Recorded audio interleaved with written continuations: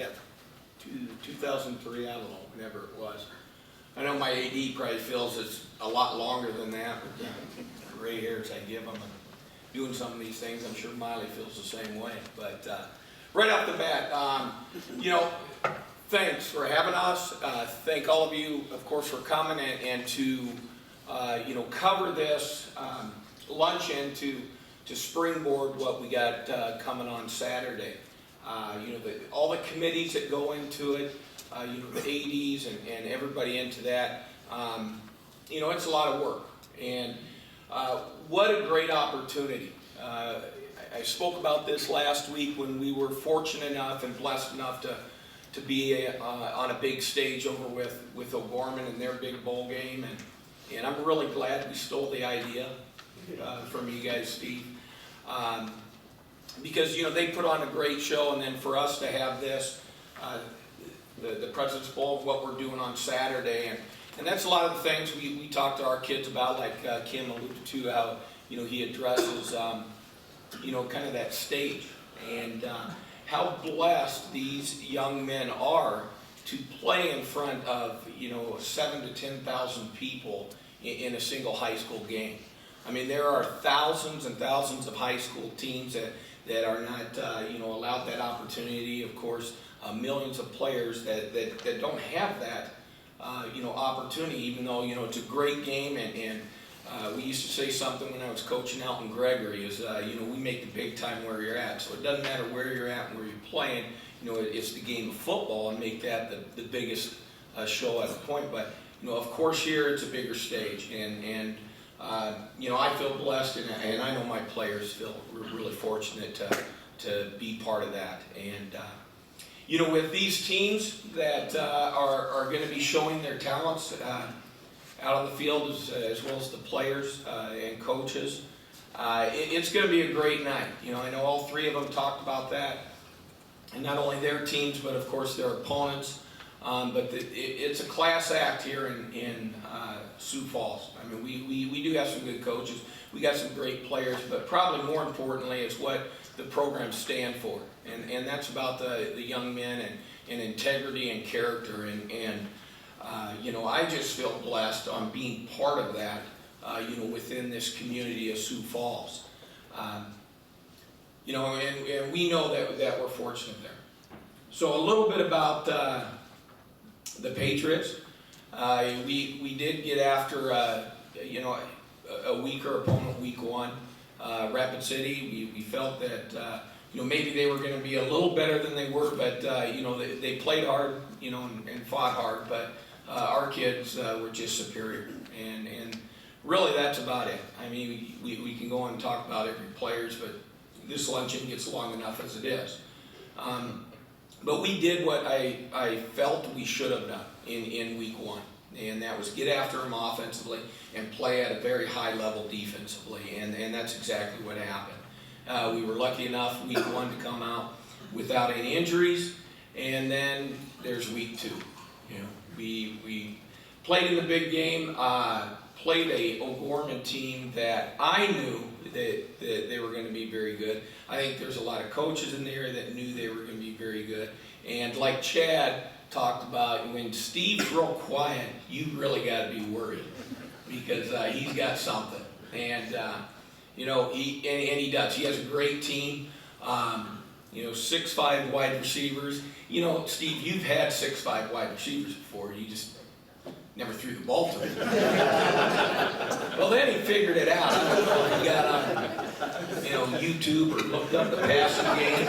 It's been legal for many years. And boy, did they chuck it around. And their quarterback, you know, is an outstanding athlete. He not only can throw the ball, boy, he can run as well. And then the two running backs he talked about, Martinez and Doty. What's the last name again? McQuinja. What an awesome name. Good Catholic. Now, where is he from? South Africa. South Africa. Good Catholic boy out of South Africa. All right, it's a great recruiting there. I need to talk to Miley Dorman. Can we get something going there? We can get down there. But he's a special player, along with all of them. And it was a very hard-fought game. boy, I felt we played at a good speed. They did as well. It was a hard-hitting game. And it really did. It came down right to the end, and I'm really glad we ended up on top. But it was a great game and to be part of that.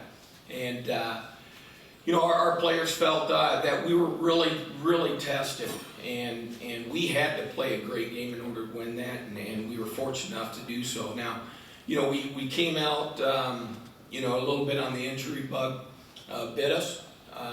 Most likely we're probably not going to have Paul Fano with us for a week or longer, and then we lost another defensive back, Nolan Burchell, and he'll be out at least 5 to 6 weeks. So talk about a week that you really want to lose 2 defensive backs when you're facing Roosevelt, because I think their quarterback can kind of throw it around as well a little bit, and he can run around a little bit.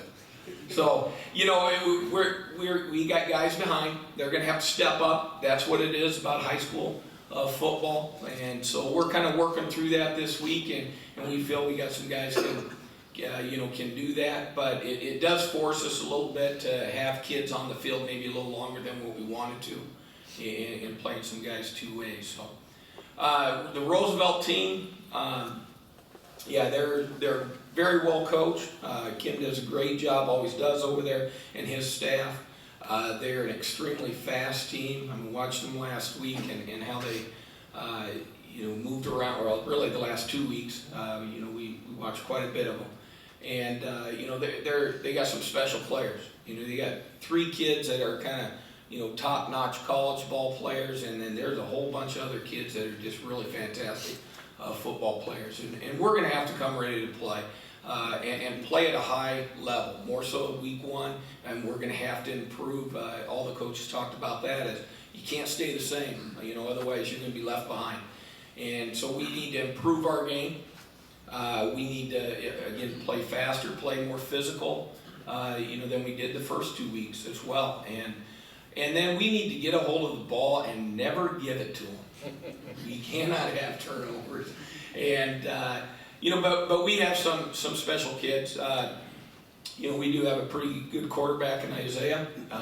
We run him a little more than we have in the past, and when we do throw, he's done an outstanding job, along with, Kim talked about Nickel Myers as one of our wideouts, and we got a couple other real tall drink of waters as well. Not quite 6'6" or whatever you have over there, Steve, but we're just going to have to, control the ball, control the clock, and try to limit the number of snaps that, that Kim's team has, and play just efficient football, and that's kind of the theme for the week, really for the year for us. So we are thankful that we have this, and it's another week of playing a great game of football, and to have the great community of Sioux Falls and even the media coming out here and supporting these kids. That's what's great about it. Is that they're getting some exposure, and it's not necessarily about these coaches, and we all know that.